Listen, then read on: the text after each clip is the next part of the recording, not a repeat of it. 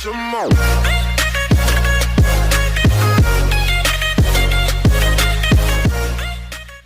itu gunanya ya membuat logika yang benar supaya orang itu menghindari kesalahan.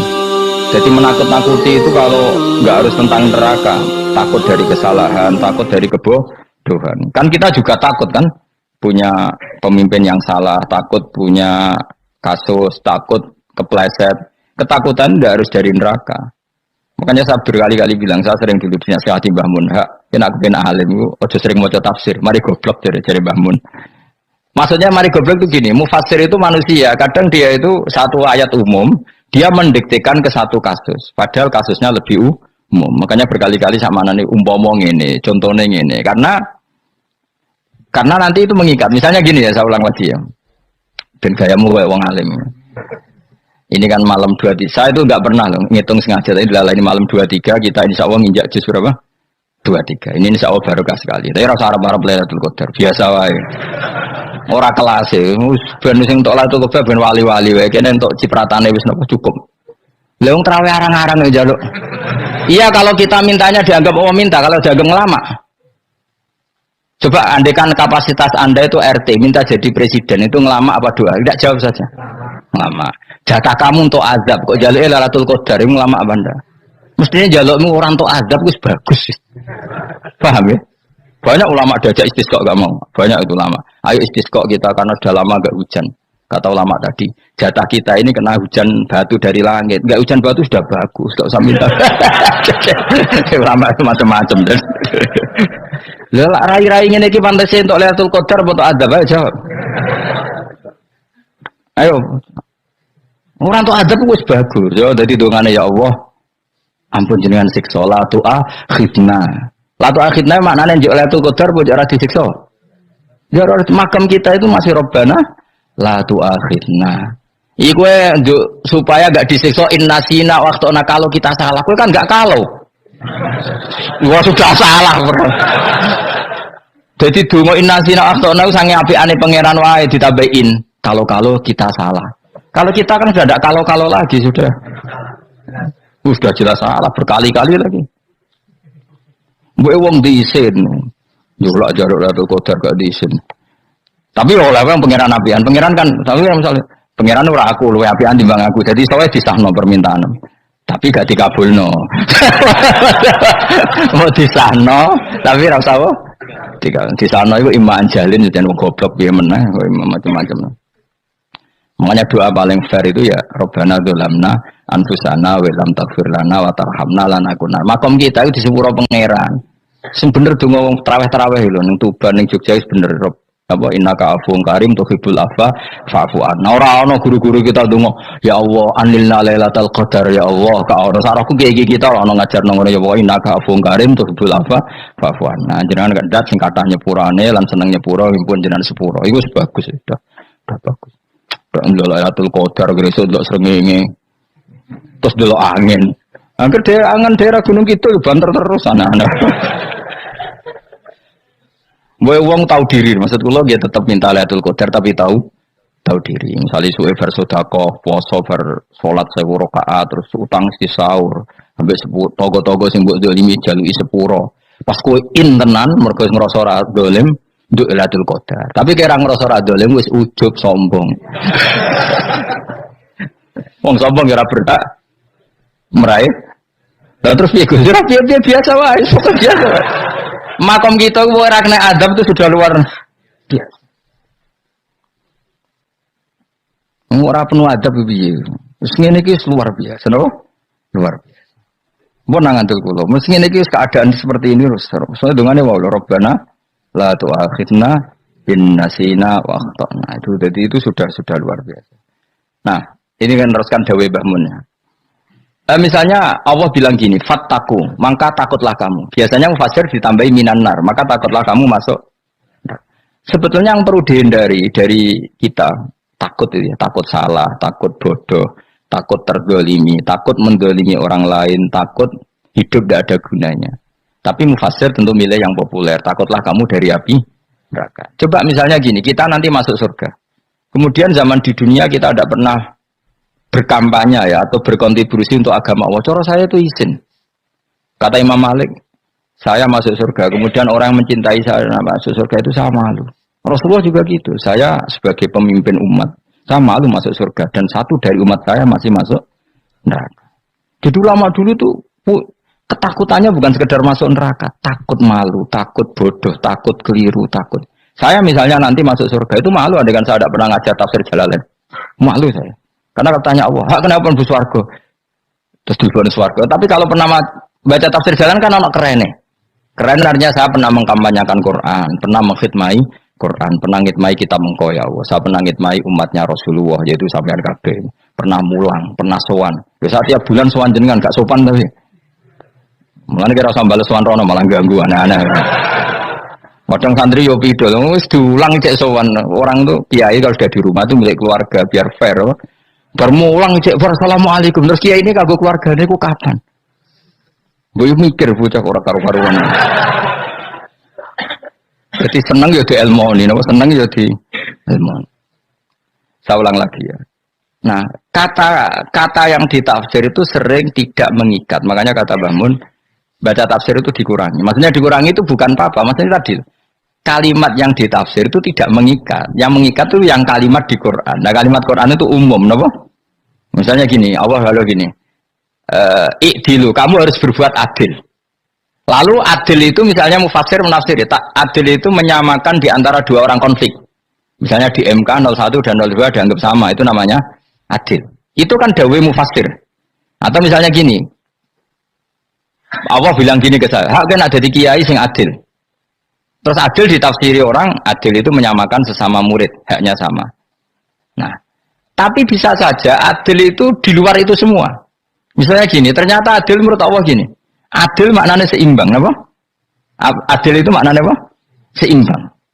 Lalu keseimbangan seorang hamba adalah dia ingat Allah lebih banyak. Karena ini bandul yang benar-benar nyata. Allah itu nikmatnya nyata.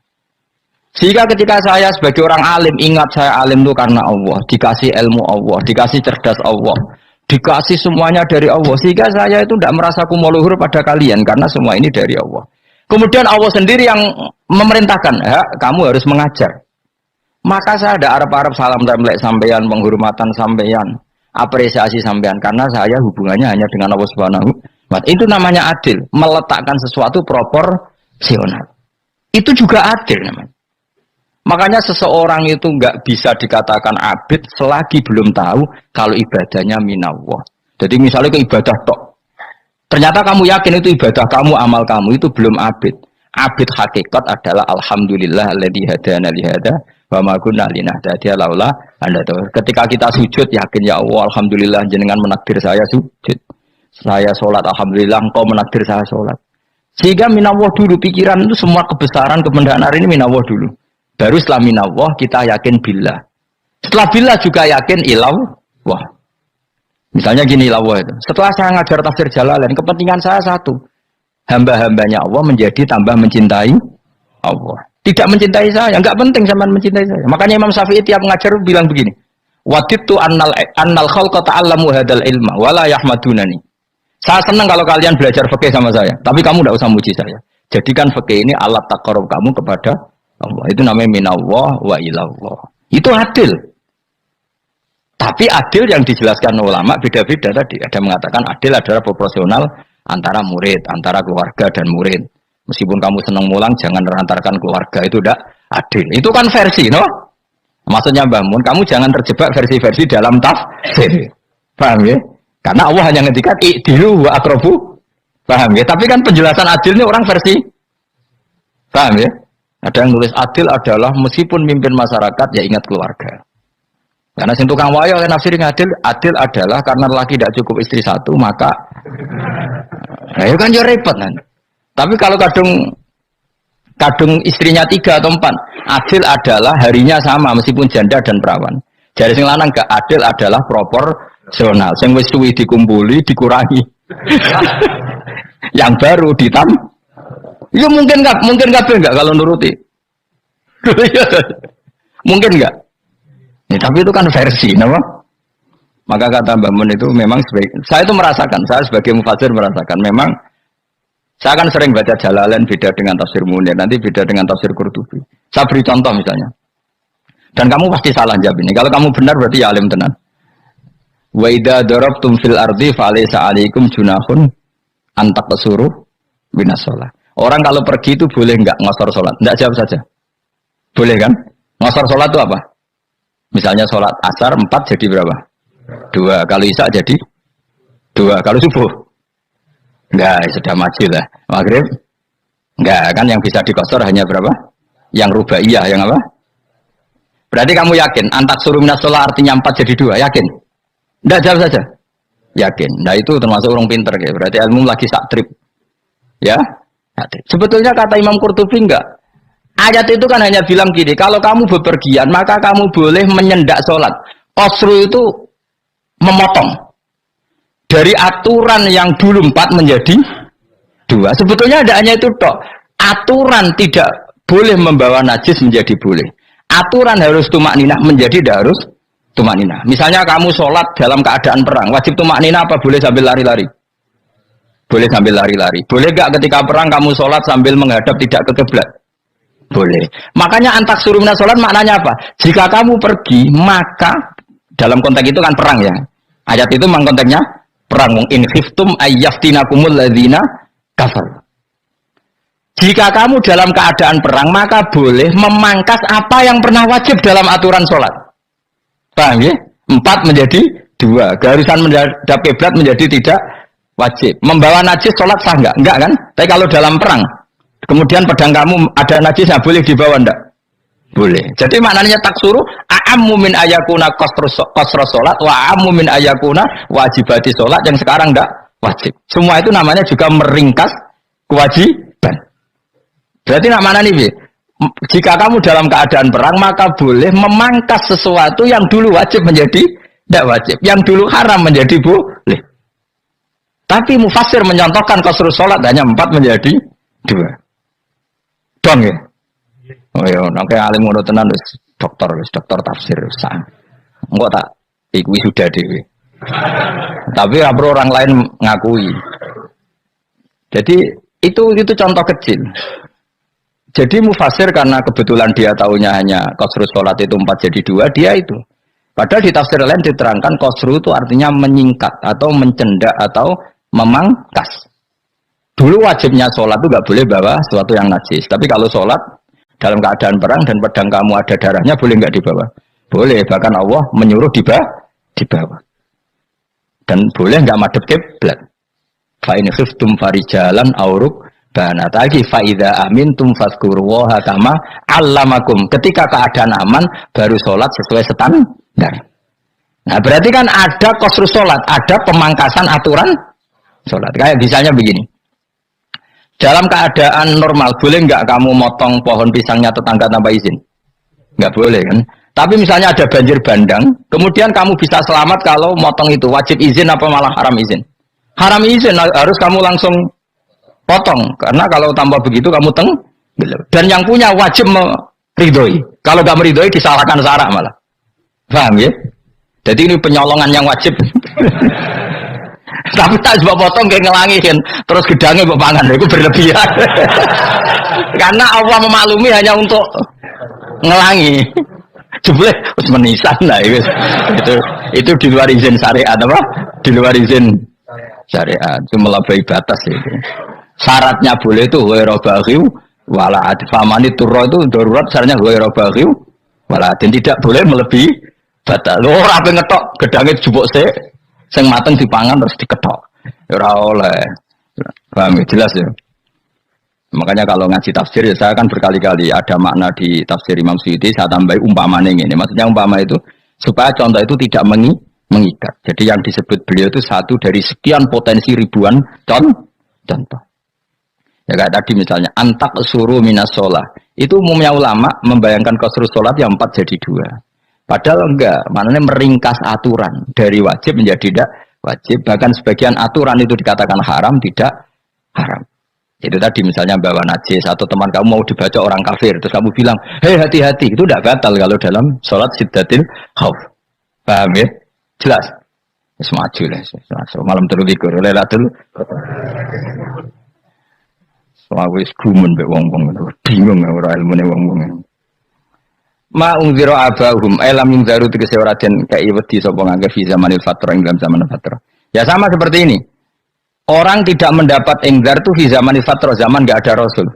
Tentu tidak hanya itu tok. Ada rasul tapi orang itu jauh dari komunitas ulama. Itu juga termasuk orang yang tidak mengalami ingzar. Jadi tidak mengalami ingzar bisa di zaman fatrah atau sudah ada rasul tapi dia jauh dari ulama atau jauh dari komunitas Islam. Itu juga komunitas yang tidak mengalami ingzar. Fahum mongkote wong akail kaum iku khofidun lali kabehane iman sing iman parustilan bener. Ya contoh paling gampang itu nak dawuh yai mesti bener itu loh. Kalau kamu ngaji tafsir Jalalain ya yuhan nasu budu rabbakum. An-nasu biasanya tafsirkan kufaru Mekah, napa? Padahal di situ nas semua manusia apa kafir Mekah? Semua manusia. Cuma konteks dulu karena Nabi orang Mekah dan zaman itu yang diberi peringatan orang Mekah, Imam Suyuti bilang kufaru Mekah. Lah seperti itu kufaru Mekah mengikat apa enggak? Enggak kan? Enggak, karena yang dituruni Quran yo kafatal linnas. Tapi ya yuhan nasu di Jalalain sering ditulis apa? Kufaru Mekah. Nah, seperti itu tidak mengikat. Itu contoh saja, Pak. Contoh saja dalam konteks zaman itu. Paham ya? Jadi banyak, makanya tafsir itu sebenarnya agak ngikat. Ya tapi yang ngomong gitu harus orang alim. Kalau kamu yang ngomong malah kacau. Kemudian ngomong sombong. Maksudnya kan manusia, saya juga manusia. Ngapain saya harus ikut? Ya sarap itu.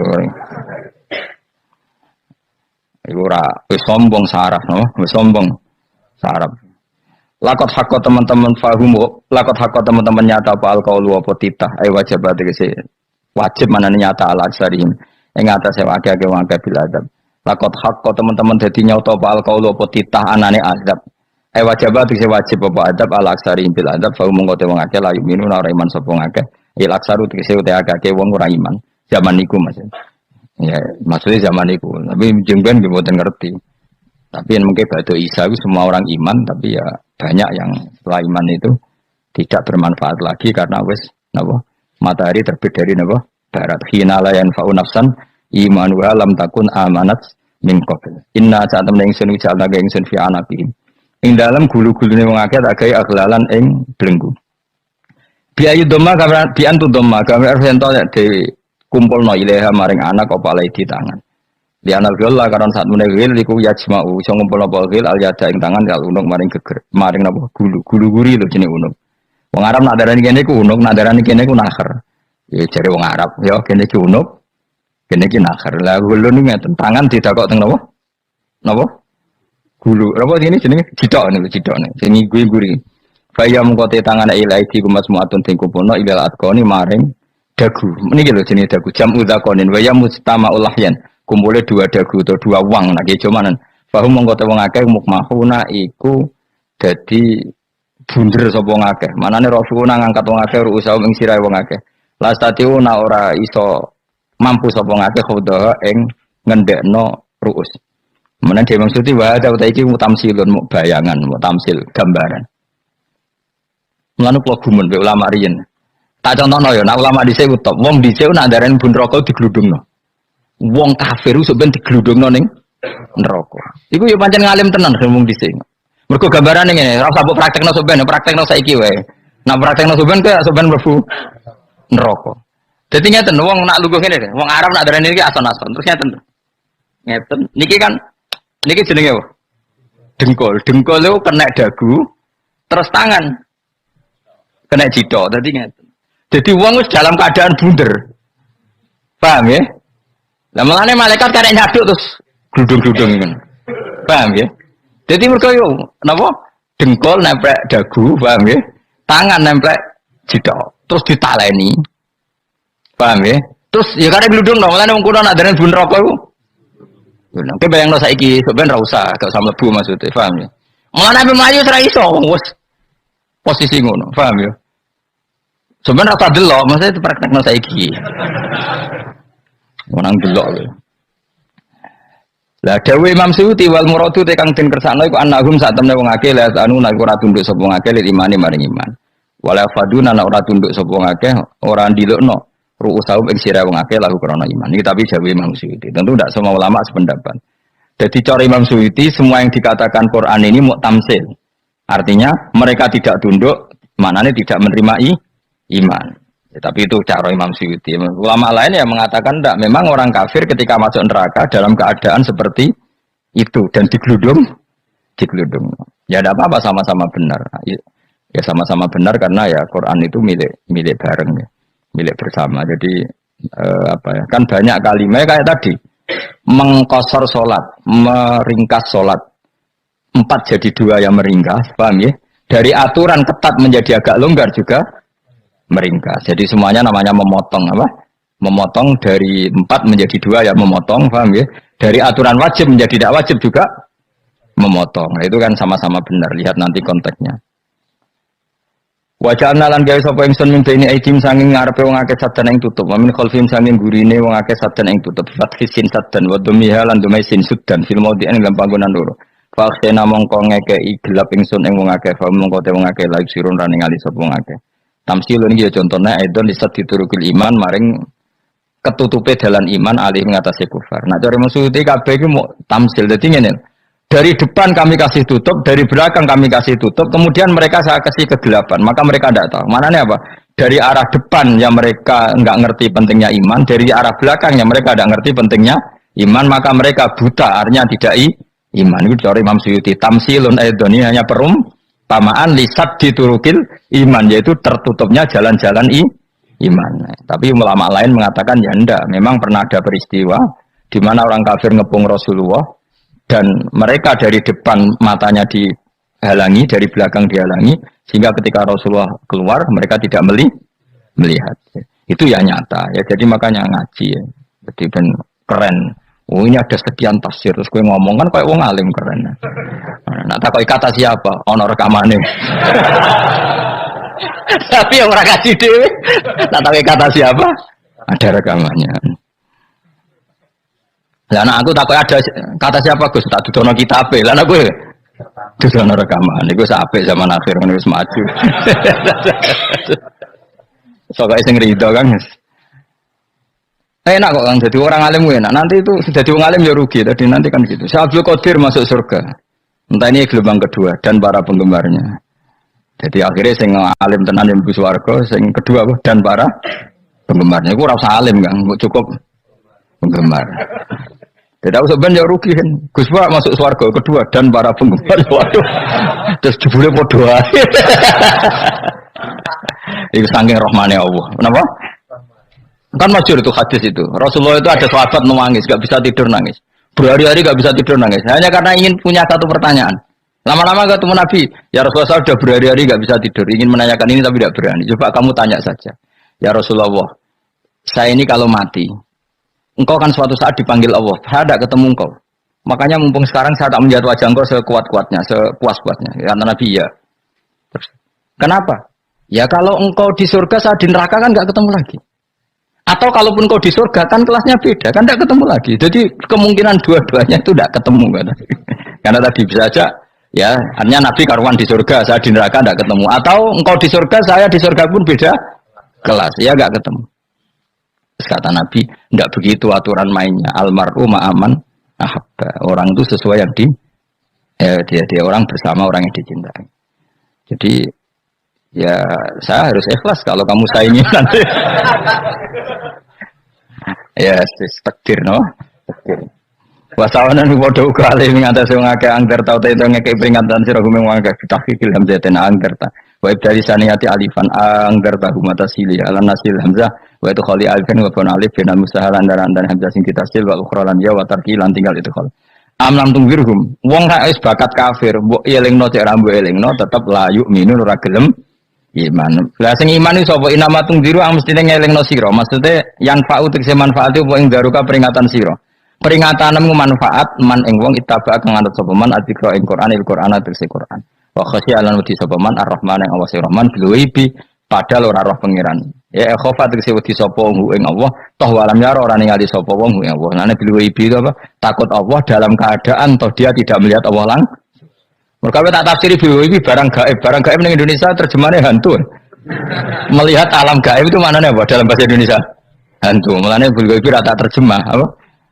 Ya namanya ini wakosnya lalu disapa wong ar-Rahman yang wasir Rahman bil wibi padahal dia ora roh langsung. Ya ora usah diterjemah ya. Terjemah dadi apa? Barang gaib malah repot. Fabasiruhu mongko ngekei berita gembira sira iman bimaghfiratin kelawan pengempuranan wa ajrin dan ganjaran karimin yang terhormat. Orang yang seperti itu yang ngikuti Quran dan takut Allah itu layak mendapat maghfirah wa ajrin karim wa ta'ala juru karim wal jannatu swarga.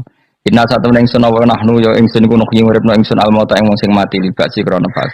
Wa natubulan nulis ingsun fil lauhil mahfuz ma ing apa wae kodamu kang nglakoni sapa ngake fi hayatihim. Di Lauh Mahfuz apa yang pernah kamu lakukan ditulis min khairin kaapian wasari dan kaelean li jazau supaya diwales sapa ngake alih ing atase iki. Wa asarahum lan yo tak tulis bekas-bekas kelakuanem.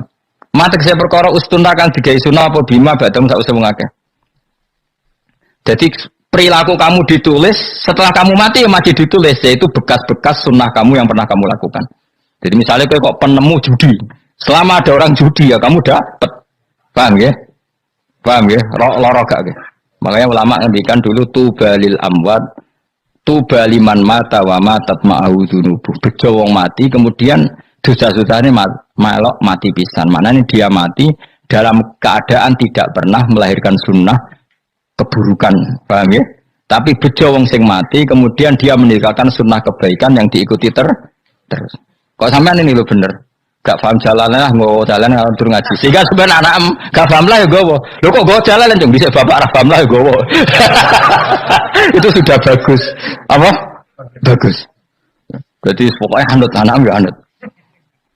Pokoknya keren, pokoknya keren, sampean keren. Jadi nanti sebenarnya anak tuku jalan takoki Pak. Kok tuku jalan? Dhisik bapak aku ning lemari iki ono jalan. Lah tapi dhisik bapak paham yo ora ya paham bodoh. Wes stop, stop. Jelas ya itu wanat tubuh mangkodamu wa asaroh. Makanya sisa-sisa amal kita, bekas-bekas amal kita semuanya adalah ditulis sampai Allah Subhanahu wa taala. Mengenai kula kepengin iki jenengan nate syukuran, pisan-pisan nate syukuran. Pertama anak kita bisa sholat. Guling-gilingan banyak orang syukuran perkara ulang tahun. Kenapa pertama anak kita bisa sholat kita tidak pernah apa? Syukuran. Padahal sholat itu yang menjadi identitas anak kita, kehambaannya ila yaumil kiamah. Boyo orang itu gitu. Sehingga nanti anak kita tuh senang sekali. Itu saya itu kalau agak marah, itu anak saya yang paling kecil, baru umur 6 tahun. Itu tahu-tahu bilang, "Pak, saya sudah sholat." Karena dia tahu, saya itu paling terhibur kalau ada berita sudah sholat. Jadi itu penting supaya orang itu tahu orientasinya bapak itu sholat. Jadi jangan sampai terus anak kita kalau ulang tahun syukuran, tapi pas sholat kita dingin-dingin saja. Lama-lama anak kita berperasaan sholat itu tidak penting. Buktinya apresiasi bapak biasa saja. Itu contoh kecil. Jika nanti tertanam, anak kamu tertanam, nanti cucu kamu tertanam. Jadi itu namanya asar, apa? Asar. Jadi harus seperti itu. Jadi ya itu namanya asar. Makanya Nabi Ibrahim nggak berani minta uang sama Allah, minta rezeki nggak berani. Tapi kalau dia menyebut sholat dulu baru berani. Rabbana liyuqimus sholat faj'al afidatam minan nas tahwi ilaihim warzuqhum, kata Ibrahim, supaya mereka kuat sholat ya Allah. Enggak apa-apa kamu kasih makan supaya kuat sholat. Karena kalau Nabi Ibrahim hanya berdoa, ya Allah kasih mereka makan. Nah di zina, gue demenan, gue judi. Nabi Ibrahim melok dosa. Makanya dimulai Rabbana liyuqimus sholat supaya mereka kuat sholat ya Allah. Enggak apa-apa mereka kasih makan. Tadi supaya ini sholat jadi pokok. Kenapa kita makan? Supaya kuat sholat. Andai kan Ibrahim hanya berdoa supaya kasih makan mereka. Kemudian kekuatan itu dipakai maksiat. Ibrahim kan ikut dosa. Itu sirinya kenapa doanya Robbana liyuqimus sholat ya. Jadi kata liyuqimus sholat didahulukan apa? Supaya mereka kuat sholat. Maka kasihlah makan, kasihlah rezeki. Jadi supaya sholat jadi pusat orientasi. Itu harus dilatih. Ya tentu kamu ngelatihnya sidik-sidik. Wong anak sopo kan gitu. Tapi ini kan cerita aja. Maksudnya orangnya biasa wae. Maksudnya aku mau cerita. Kue gelo ya monggo. Terus mutung ra ngaji ya monggo, gampang. Kue ra ngaji, aku golek murid kok kue gampang. Kue golek guru kok aku kangelan. Ya maksudnya sing gelem ngalah teko kan. Oh, liane larang nang nyewane. Wa asarum lan bekas-bekasnya mereka. Makanya ketika Ahmad bin Hambal itu ahli hadis karena selagi riwayatnya dia dipakai orang tahu Rasulullah itu karena ahli hadis. Bener yang paling hebat tentu qala Rasulullah. Tapi apa artinya qala Rasulullah kalau enggak diriwayatkan ulama dari ulama sampai kita. Tapi apa artinya sampai kita nak gak ono sing ngalahi maca ngene iki. Ndurohno maca ngene. Paham nggih? Ayo jajal ke tuku kitab Musnad Ahmad. Nak roh gubedi larang ngono. Mergo ora ono sing maca ora ro isine, paling kenangane apa? Gede larang. Tapi baru kayak sing maca kemudian bisa, ini juga asar. Sebenarnya kau oleh niru, aku mati ngorek jalan ya. Oleh niru. Tapi aja niru sesate. Mau nang dadi ra karu-karuan. Jadi Imam Suyuti lho. Tafsirku udah di ngono kuwi. Udah dirusak kabeh. Wa atharahum matun nabi ba'dahum. Bahwa kalau suwun dilatih, kalau anak-anak sampean mulai bisa sholat, tunjukkan kalau Anda senang lewat syukuran atau lewat apa. Ya harus besar-besaran. Tunjukkan kalau kamu mengapresiasi secara senang. Karena itu identitas kita. Apa identitas kita? Wa kullu shay'in ing saben-saben perkara. Nasobahu bi fi'lin fasil utawa nasbuhu ta nasabe lafat kullu shay'in bi fi'lin kan fi'il yufasil. Nasbuhu ta nasabe lafat kullu shay'in bi fi'lin kan fi'il yufasiru kang nafsiri ing fi'il apa dawu ahsainahu. Ahsayna kullu shay'in ahsay.